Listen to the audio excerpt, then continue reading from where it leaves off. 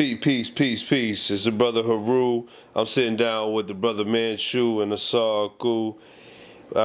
It's we close to the Supermoon. It's November 9th, the 11th month, 2016. We all know the math to that right there. We building on the Supermoon and how much energy and the type of energy we talking about. We talking about magnetic, electromagnetic energy. You know what I mean? And this is really real. You know what I'm saying? This is what we're building on. Electromagnetic energy. Mm-hmm. And November 14th is the moon is going to be closer to the earth than it's ever been in maybe, I'll say about 100 years. We won't see it to maybe like a 2090 something crazy. You won't see it. 70 years. 70? 7 decades. Yep, 70 years. All right. So I want to build on this electromagnetic field that's coming and why it's coming in 2016 and the whole nine and what it represents. You know what I'm saying? Just bomb on them, Lord. Yeah, well, basically, like I said, the moon is magnetic, okay? That's why it's always represented by the feminine female, because the female is magnetic and the male is L, electric. So that's where you get the word ma, and the word L means God, G-O-D. So that's who I be. So the two words, once you get into the wordplay and you know the science behind the word, it automatically puts you in confirmation with the galactic, information that's out there. Like the brother said, EMF, the moon being a magnet, how you feel is going to intensify. So certain things are being done on purpose to pull certain things out of you, and it's going to intensify. And if you're not thinking the right things, it's only going to be worse for you. Tell them what you said when you just said EMF, because I don't think they understood what you said, because I talked about it, I said it, but tell them what you mean when you say EMF. Electromagnetic frequency. Everything is vibrating. Everything is moving, okay? Everything is always consistently moving. You may not see it, but you're made up of trillion of molecular structures, genes, DNA, molecules, cells, atoms, things of this nature. Trillions and trillions. And they all exist within themselves, meaning they're all living entities as well. So you're made up of trillions of living things. So with that being said, you could tap into, that's your database. Your database is what you consist of. So electromagnetic frequency is the vibration of all things. Things have to move to exist. So if things cease to move, then there wouldn't be any existence. So that's called triple darkness, also known as moon, if you're dealing with the Kemetic science. The moon actually pulls on people's emotions and intensifies them. And right now we got the supermoon coming on the 14th, and it's going to be the most powerfulest moon of our lifetime. Sure. Facts. So them bringing in Trump right now, just think about what I just said. The most powerfulest moon in the last 7 decades. And people have lost their goddamn mind today, this morning. I know, I woke up like, I had to clean my eyes real quick and check that shit like, hold on, nah. Maybe he want to state. Let me scroll. Let me back out of this a Google.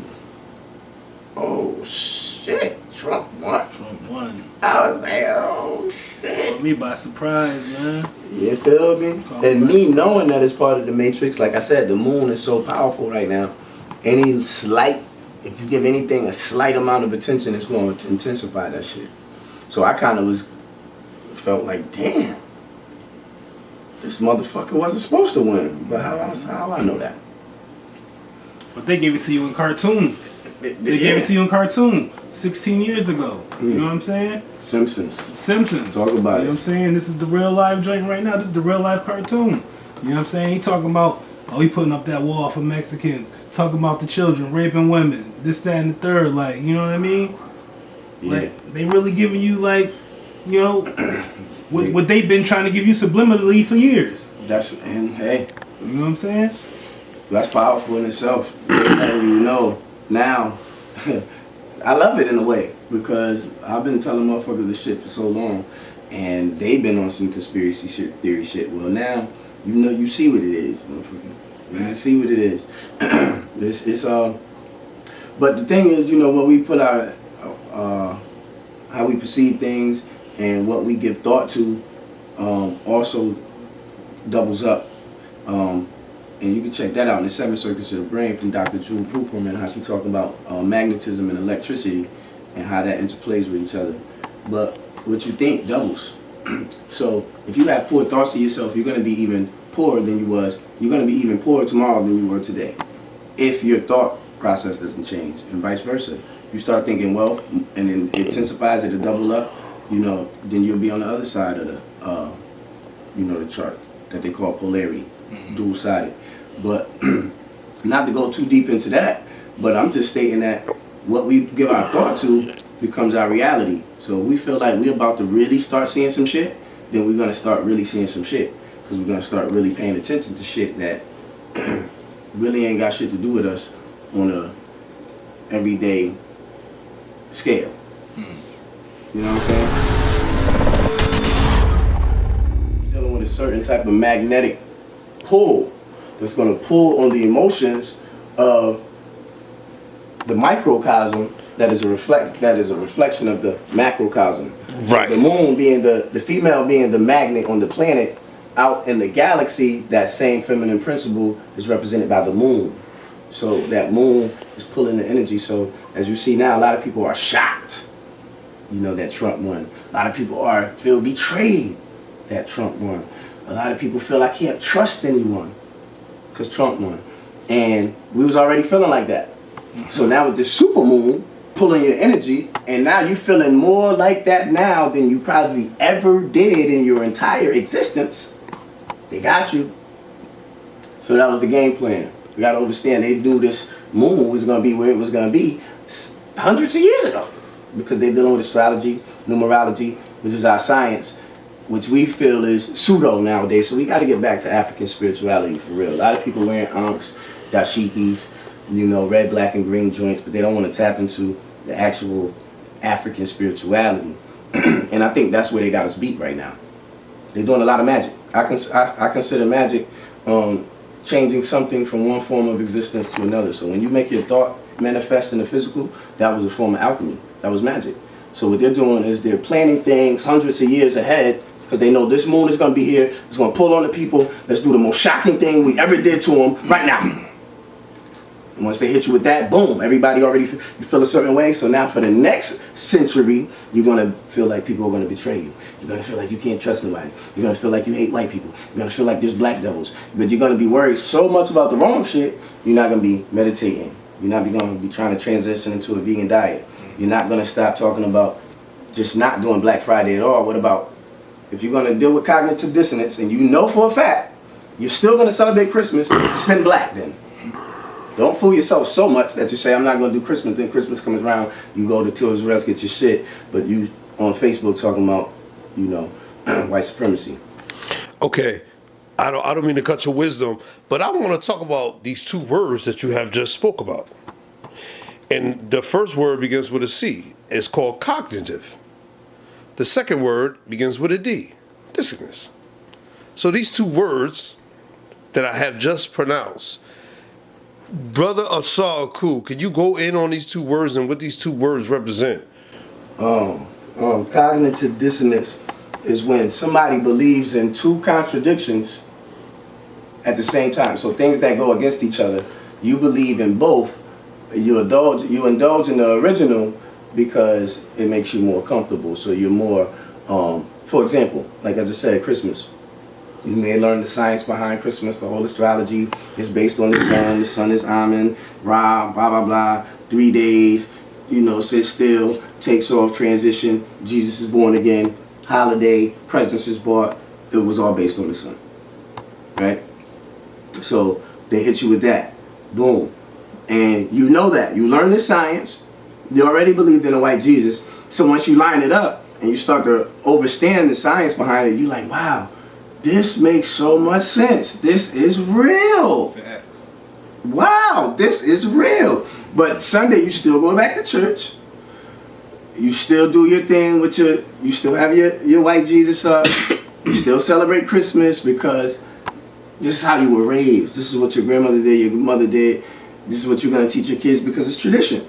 So, and then when Christmas comes around, even though you know the truth, You're gonna roll with the original because it's more comfortable. It's what your family did. Nobody's gonna look at you strange. So that's called cognitive dissonance. It was diagnosed by Francis Wilson. As far as the first time I heard it in the black community, and yeah, it's a mental disease that we suffer from.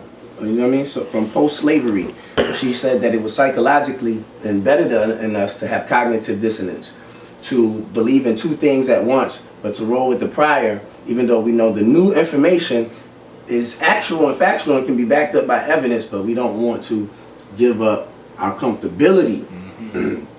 So yeah, we have cognitive dissonance as a people, but people are starting to wake up. So all right, in the name of the ancestors, niggas got to, like I said, we got to start living African spirituality. Stop reading about it, and stop talking about it, and stop still being scary of it, and stop leaving Christianity but still having Christian mindset, and stop believing so fucking much, because belief is ignorance because you don't know. Let's talk about what we know to be real. And then let's build on that. Stop acting like we know shit and we won't be so fucked up. You niggas don't really know shit. You niggas don't really know too much. I don't even know. You know what? The more you learn, the less you know. Because the more the secrets start to open up and you're like, damn, I thought when I was living in my truth, it was really this. No, there is only one truth. There is no truth. Yo, that's some GGD 720 shit. That's some Galactic Guardian, Nunu / Comedic Science / Morris / God Body / astrologist / numerologist / philanthropist / herbologist / Christologist, mineralogist, biologist. Facts. History with the K, nigga. That's nothing is something and everything is everything. Simple. Like it's very simple. What I said, and all that shit I just said, he said in one sentence. Word. Nothing is something and everything is everything. Yo, so you know we back live on the couch. HOKCT, bringing you this information in real time. We got the next generation up, man. You know what I'm saying? And we got some questions we want to ask these young brothers. Like, for example, I'm gonna start with the brother here. You said, so you know a lot. You said you just came into waking up about a year ago. I would like to ask you, like, who do you look to for your information, and what resonates with your soul when you actually scrolling the internet and looking for this stuff? Definitely. Anything that's just awakening the black people, you know, Farrakhan, you have mentioned. Everybody you have mentioned, it's just like, I got a really bad memory. Right. So like when people say the name, I'm like, oh yeah, I'm watching that. I watch like 3 videos a day. My girl pissed off like, yo, stop watching this video. You feel me? Right. So everything like Moore's, Science Temple. Yes. All of that. Like I'm definitely hip, but as far as I need my pen and my pad to pull that out. I ain't know this was that type of party. I would have came prepared. Right, you are prepared though, because the mental is where it starts at, and what we're gonna do, we want you to come back as often as possible, because this couch is always gonna be available to you. It's always available to you, especially if you're actually out there doing stuff. If you want to promote it, you can either come here, contact the Lord, and get your stuff out there, because we do heavy promotion on Facebook and YouTube. As far as you, brother, this brother right here, man, went to school. He said he learned a lot of information based on, you know, racial injustice while in college, though. Yeah. So, wow. You know, a lot of times we throw the baby out with the bathwater, and we feel like if you go to school, you learn in European science. But what we must understand is the first Europeans was black. The first Greeks was the Etruscans. So when you say ISIS, and you're thinking a lot of times when you're talking about ISIS, which as I said, a lot of people say, hey, that's white, that's European science. Well, that may not be actual and factual if you're dealing with the actual facts that the Greeks are black. So we want to get back to, you know, universities being Moorish. The brother said Moorish temple. Moorish science. We were the first people to build temples and universities around the world. So a lot of times when you go to these schools, this brother right here got some valuable information. And you want to go into it a little bit about what you know? Nah, basically, I was blessed, you know what I'm saying? There was a lot of black teachers there, professors with doctorate level educations, you know, black studies, Africana studies, You know what I'm saying? Just everything involved with Pan-Africanism. And Powerful I was word. a political science major, so one of my requirement classes was just any political science class that was like 3,000. And I stumbled on a class that was I can't remember the exact name, but it dealt with the issues black people suffered from, like, we briefly went over slavery, but the main point of the class was from slavery on, and how, like, that was actually as oppressive, if not more oppressive than slavery. It was like a false hope, you know what I mean? It's like the Reconstruction era, and how Jim Crow laws were reinforced through Supreme Court cases, you know what I mean, that they ruled for Jim Crow continue to stay in place.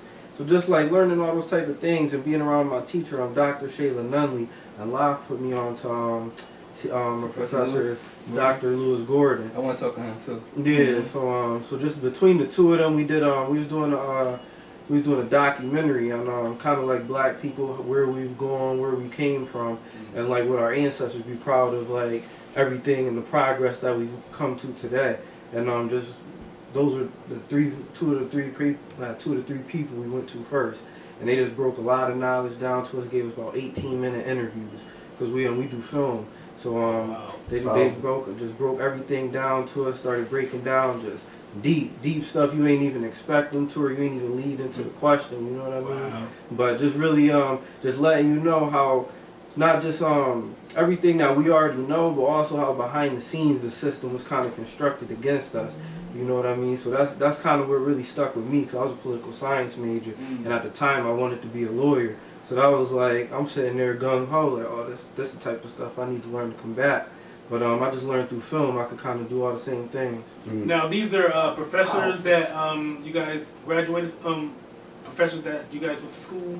Yeah, we went to UConn. And they shared their information with you guys. Yeah. Oh in yeah. class. Wow. Like Professor Lewis, he told us like the FBI watched every African American studies class in the country, Right.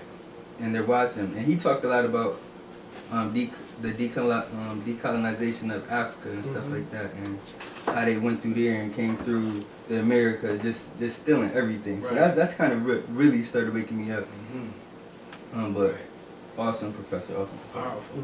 Powerful, man. So, as you just learned from the youth, and I want to keep saying it and drilling it in, because we have to be just as weary of the black devil as we is about the white one. Sometimes we lose focus.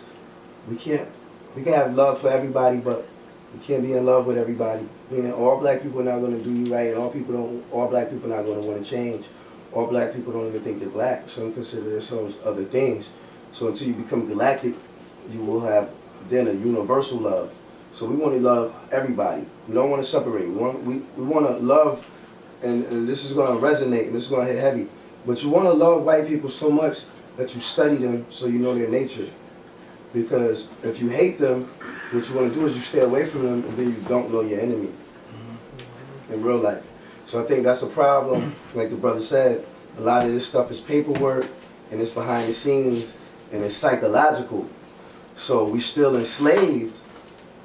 We just not on the plantation. We free, but we doing the white man's work unknowingly. So we want to change that. So these brothers learned a lot in school. So, you know, a lot of people go out there and get that education, man. You never know what you will learn, and you never know who you will meet and who you'll be able to go back to in life. So we just want to get that message through. We got this is my young boy right here, though. He heavy, man. Yes, He sir. heavy. He really putting in real work out there. I want to ask you, brother, because you've been on social media and you've been kind of living what people have been talking about. Kind of explain what you've been doing lately, and how it makes you feel as a person. So yeah, every day I'm coming more into consciousness. Every day I'm ascending. You know what I'm saying? So I'm out here. I really do it for my people. You know what I'm saying? For the youth, for the ancestors. You know what I'm saying? I want to be proud. But me and my boys, we started a few weeks ago. We just decided out of nowhere we just gonna get up and get back to the homeless or the less fortunate. Not only the homeless, a couple people hit us up that just don't got a lot of stuff. So we went out there ourselves, donating collecting donations of coats, hats, socks, like all winter items, anything to keep somebody warm. Cause we in Connecticut, y'all know how this winter get. It's harsh, you know what I'm saying? So you really could lose your life out there. So we collecting coats from everybody on Facebook. We using that tool, get out to everybody, and we'll meet up with people, collect the coats, and we also meet up with people and hand them out. And like to see our people out there in that situation, you know what I'm saying? It's not easy to do, but we got to do it. Or it's not easy to look at, I would say, but because I know where we came from. Facts. And we also, there's other items that go unnoticed that we have every day. Like we do care packages. We trying to get my girl's job right now, and my man got a fundraiser. He typed up for us that we're gonna try and get a company to fund us and to giving back to the less fortunate. But for now, we've been using our own money. Like 5 of us throw $20. We go straight to the dollar store. You know what I'm saying? Nail, like toenail clippers, like that's a big deal. If you ain't cut your toenails in a long time, that's something bad could come from that. So we give out care packages, just seeing people facing the appreciation on their face. You know what I'm saying? That's what we do it for.